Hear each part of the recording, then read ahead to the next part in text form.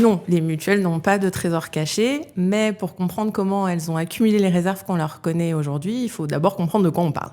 Alors, une mutuelle, c'est quoi? C'est une société de personnes à but non lucratif qui appartient à ses assurés. Les mutuelles, elles exercent une activité de complémentaire santé, entre autres, mais toutes les complémentaires santé ne sont pas des mutuelles. Voilà ce qui les différencie. D'abord, c'est une société à but non lucratif. Ça veut dire quoi? Ça veut dire qu'on va rechercher l'équilibre financier plutôt que le profit.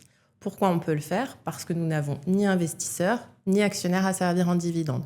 Du coup, si le résultat dégagé est excédentaire, il va être placé dans nos réserves. En résumé, là où les structures assurantielles vont verser des dividendes à leurs actionnaires, les mutuelles, elles, vont épargner les éventuels bénéfices dégagés. À quoi servent ces réserves? D'abord, ces réserves vont pouvoir nous permettre de faire face à une augmentation momentanée des prestations. Le meilleur exemple qu'on peut citer, c'est le Covid.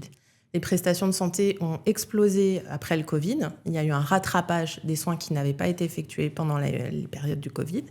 Et du coup, on a pu puiser dans nos réserves pour ne pas avoir augmenté les cotisations de nos adhérents. Elles peuvent également permettre d'étaler sur une période plus longue les conséquences financières d'une augmentation durable des prestations de santé ou de l'augmentation de la part des complémentaires santé dans le remboursement de certains actes médicaux. On pense ici notamment au 100% santé. Elles peuvent également permettre de financer les investissements importants que doit réaliser la mutuelle, par exemple la modernisation ou la sécurisation de nos systèmes d'information, ou les coûts engendrés par les nouvelles normes réglementaires que nous devons implémenter. En somme, elles servent à atténuer l'impact sur les cotisations des adhérents. Alors pourquoi en cas d'excédent ne pas redistribuer directement ces sommes aux assurés puisque la mutuelle leur appartient? D'une certaine façon, c'est bien de ça qu'il s'agit quand on repense aux différentes utilisations citées précédemment. Mais il y en a d'autres, l'action sociale par exemple. Mais les mutuelles ont également l'obligation de constituer des réserves suffisantes pour couvrir leurs engagements, c'est-à-dire le montant des prestations qu'elles se sont engagées à verser à leurs adhérents qui ont conclu un contrat avec elles.